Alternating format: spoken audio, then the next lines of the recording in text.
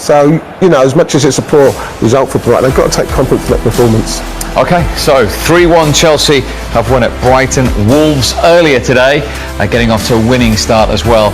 2-0 away at Sheffield United. So we now have 8 fixtures completed on the opening weekend of the Premier League. Needed it, to be fair, because having just gone 1-1, we won at our best in that period of the game, came out second half, and Reece has got that in him, and he's a player of such quality. When you think about some of the right backs that are around now, the young English right backs that we're producing, and they have that extra bit of quality, so you try and get Reece in areas where he can be a real threat for us as well, and that inside position that he turned up in, got a great strike, great quality on him, and he gets a good goal. Thought we were okay. I really like the work ethic and the discipline of the team.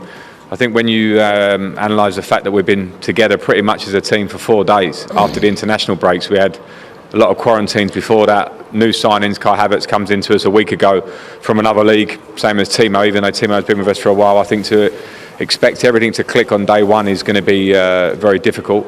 But what they did do is show a little bit of determination, I thought, today. I thought the 2 centre-backs were terrific in how they defended as well. That we may be a game that we might have dropped points in last year. And that's not the end of the story. I'm not getting excited with that on day one, but it had a little bit of determination and a bit of resilience about it, I thought.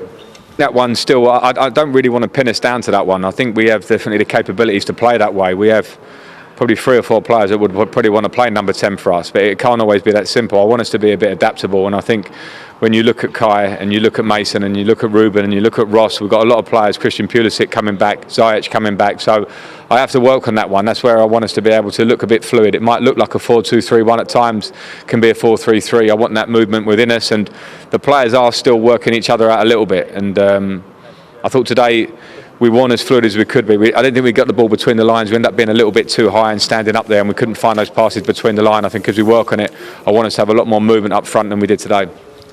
I liked, you know, it's not a game that you'd probably come away and go, here are sort of 10 vintage moments, but I thought there were moments of real quality and calmness.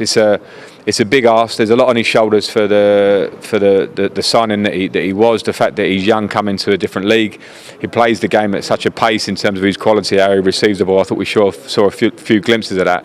We also saw him sprint back 80 yards to make a defensive tackle or interception, having given the ball away. So everything I've seen about him in terms of his character is spot on, and his quality is going to come through. It's asking a lot for him tonight, but I thought we saw glimpses. We're going to see a lot more of him. I think he's a hugely talented young player. Did we also see signs, Frank, of how threatening TIMO WERNER can be for you? Yeah, we did, and we know that. And I love the way that TIMO pops up in different areas. He's not a front man that attaches to centre back so much. So sometimes he can start from a little bit deeper, but when he goes, he goes. We saw that with the burst of pace, because I think for the penalty, the ball was slightly overplayed, and he still gets there, and he has that about him, and he's a real hunger to score goals and to be ruthless in those areas. So yeah, I thought we saw a lot of signs from TIMO tonight of what he's going to bring. The difficulty for all of us, but particularly ourselves, is that we found ourselves so far behind Liverpool because of how they took on the first half of last season, that you almost become in a race that's far removed from being, you know, first. So we definitely want to close that gap for the feeling. We have to have intentions, ideas that we are going to be up and around it. I agree with you, it's a big ask to win the Premier League. Liverpool and Manchester City have worked for a while to get teams that are full of individual talent and a real team collective, and we're very much behind in that process. So I think step by step for us today is a good feeling for us, because it wasn't a great performance. I'm not going to stand here and say that, but we got the 3 points. I see what you're saying. If we can get those points early, confidence builds, more time to work with the team, players coming back from injury and the new signings settling in, and hopefully we can make big strides. I won't make any big commitments now, but we certainly want to close that gap. We're just wondering. At the moment, no, there's obviously some weeks to go till the end of the window. We've got a big squad now as well, so we have to manage that and look at how we move forward in terms of getting the right level of competition within the squad, but no news on that one at the minute. But do you want a new keeper? I'm very happy with Kepa. I thought Kepa today, I think with the shot, I'm not sure if he could have done any better, but I saw a bit more confidence in how he was playing. I'm happy with him. Kepa's here, he's our keeper, and I'm happy with him. If we are bringing in competition, it will be competition. That's the nature of Chelsea, so that goes throughout the squad, so we'll see. Good. On to Matchday Live Extra as we review the opening weekend in the Premier League with Paul Ince and Ian Wright. And we begin with one of the games on Monday at the Amex Stadium. A slightly new look to Chelsea as they went to Brighton. Frank Lampard able to give debuts to 2 of his 5 new signings. The 2 Germans, TIMO Werner and Kai Havertz, who cost over £110 million between them, straight in from the start. Also a first league start of the season for Ruben Loftus-Cheek, having started just twice all of last season. New boys for Brighton, the Premier League winner from Liverpool, Adam Lallana, and also Ben White, the defender who was on loan at Leeds United last season, playing a league game for Brighton for the first time.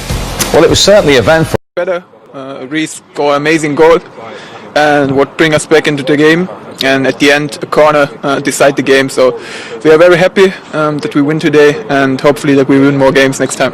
So please tell me, how is it different playing in England then compared to Germany? The game is totally different. In some situations you have a lot of more space because the field is very big and you can make a lot of runs, like we have in the first half after we lead 1-0. But yeah, when you come out of the cabin in the second half, the game was totally different. It changed completely, and the other team, Brighton, does very well and give us a lot of problems. And of course the facilities and the strength of the defenders. I play against 3 massive defenders. You don't have something like that in Germany, so I'm happy to be here, and I think it was a good first game. And dare I say it? Well, he used the word time 3 times there in terms of the new players and the overall squad. It will take time. Yeah, well, like he said, Kai Havertz, he had 4 days of training with the team. Like you say, we've seen the quality of him, so you know what's to come. And same with Werner. Once they all get to know what's going on. The thing now for me is people like Loftus-Cheek, Hudson-Odoi, those kind of guys. Mason Mount, can they stay in the team? Can they make a challenge for it now? Because those are the guys who've got to ask Frank the questions. Because yes, they've been transfer embargo's gone. They're able to buy the players. Can the young players continue to step up? Tammy Abraham. Because if they do, and Thiago Silva comes in, strengthen up the defence. If they do change the goalkeeper, whatever's happening in there, then you have to look at Chelsea and think they've got half a chance of being in and around something if anybody up above them slip up. I'm talking Liverpool and Manchester City, which is going to be a tough ask. Ziyech and Pulisic still to come into that starting. Right, I'm a bit disappointed with Loftus-Cheek. I think this is someone I've been talking about for a long time, Steve, as a young kid. I know he had a serious injury, but he's got so much talent, so much quality. And so when you're talking about the players that Chelsea are buying, and they're not buying ready-made players, they're buying young 21, 22, 20. Same age going straight into first team football. What's his reaction going to be? Winning titles and winning games is all about competition. I had it at Man United with Paul Scholes and Beckham. I had it at Liverpool with Steven Gerrard. They're all hungry to be in that team, and as Wright said, play week in and week out. It's down to people like Loftus-Cheek, Hudson-Odoi, to show that they want to be in this team. And Loftus-Cheek had a great chance today to grab it and say, Frank, I want to be part of this revolution where we're going forward, and he didn't do it. But if they do it, they start performing, then Chelsea will have a very good chance of closing the gap this year. It's down to the goalkeeper. I think when we do see it, it might be a little bit unsighted, but when you see where that is, I think that he has to save that. I don't think there's no surprise that there's links with Edouard Mendy from Rennes, same place where Peter Cech came from, funnily enough. But you cannot be a team that's competing and trying to catch the Liverpools, Man Cities of this in this league and have a goalkeeper that has let in 9 of the last 13 shots he's faced, so that they're on target. That's not good enough. I thought it was unlucky, to be fair. I've got to stick in the cap because, listen, the ball did move. He's got 3 or 4 players in front of him. I was more disappointed with Mason Mount. He just ambles out to Trossard. As a midfield player, I've played centre midfield in my life. Once that ball goes back, as a midfield player, you get as close as you can. He just walked out and with all the time in the world. It was a good shot. Listen, it's gone under the keeper's arm. But, it's just one of those. I feel kept at the moment was under so much pressure. We know Frank doesn't really want him there. We know he's looking at another goalkeeper, as Wright said. and everything it gets analysed. It does dip a bit. Yes, he'd be disappointed, but sometimes you've got to stop things at source, and I don't think the Chelsea midfield did that enough. Well, the good news for Chelsea was 100 seconds later, the man we just heard from, Reece James, did this. Well, you know, you look at Tariq Lamptey, who's had to move on from being a right back, and we're thinking, why have they let him go? And you see the current right back from 25 yards hit a shot like that. That is just magnificent. He's a very highly rated player. But I think that when you looked at the way that Tariq Lamptey is playing, you're thinking, my gosh, he must be some player. And that is probably one of the reasons why as well. They probably kept him and so. Because he takes free kicks and corners as well, doesn't he? You know. What a goal that is. Brilliant goal. It was going, Lamptey, how can he not get in the Chelsea side? that's the reason why, because he scores goals like that. Unbelievable strike. He's caught it perfect, to be fair. Can't do much about it. As I said before, Brighton got to feel unlucky because there's a 25-yarder. One day they gave him Rose Head. Unfortunately, they winning a top-end keeper. Okay, so that was 2-1 Chelsea. Then a big moment in the game. A golden opportunity massive moment, for Brighton. Moment. And you said, you know, Brighton did okay. They played the ball well. They passed it in the right areas. When you play against the top teams, the Chelseas and Man United Cities, you've got to score these. You have to score these. And it just shows the deficiency, as Wright mentioned before the game, about Chelsea's defence. They're all at 6s and 7s. You should never allow the player of that calibre, a centre-half, right head of the ball with all that space to score. On it. He tried to flick it when he actually had to hit the target. So they'll be disappointed. That goes to 2-2, and then they're back in the game. So they'll be disappointed with that. It's, you know what? If you wanted to fall to somebody in there, it's probably Lewis Duncan. The way he plays for Brighton, I was very surprised he missed that. You know, it's a very easy header. You don't need to do anything with that, like Gov said there. But like, it's you know what? It weren't their night. It weren't their night tonight. You know, you could see it was more Chelsea's night with the luck they had, even with their third goal, which we're probably going to see. And like I said, they gave away the first goal. You cannot give them these chances. That there, just head it towards Kepa. Just head it towards the goalkeeper. Don't try and do what he's done there. He's trying to guide it into the goal. There's enough goal there. For me as a striker, you just head that straight into where it's coming from. And if the keeper saves it, and you think, oh my gosh, as he said, he cannot miss the target there. That was one central defender at one end, and then at the other, Kurt Zouma off the Brighton centre half, and it was 3-1. Yeah, to fair, as I said, this was Brighton so unlucky today. I mean, I'm not sure who's marking him. Another centre half come up. Someone's got this tighter than that, and Webster just sticks his foot out. Hasn't got a clue where it is, to be fair. And as Wright said, that was just Chelsea's luck today. Chelsea weren't great today. Didn't play really well, but it was about getting the 3 points in the first game, because I kind of feel now, looking at this Chelsea team, looking at the top 3 or 4, that if you lose one game, you know, it's because you feel City going to win all the time, Liverpool going to win all the time. If Chelsea want to be up there, they need to start winning these type of games, right? Yeah. And if they're going to win those games, then you're going to need a goalkeeper that's going to help you to win those games as well. Because what you'll find with City's goalkeeper and with Liverpool's goalkeeper, they will save games for you. They will win games for you. Chelsea won't do that with Kepa. When I was talking to Frank before the game, we're under no illusions. We lost 11 league matches last season and still finished in the top 4. And if they're going to close the gap, then they have to eradicate that. Of course they do. Whether it's Kepa, I don't know. I mean, that's right. They're looking at someone else, but just as a unit, you've got to defend better. You know, I kind of look at Chelsea as a little bit of soft touch.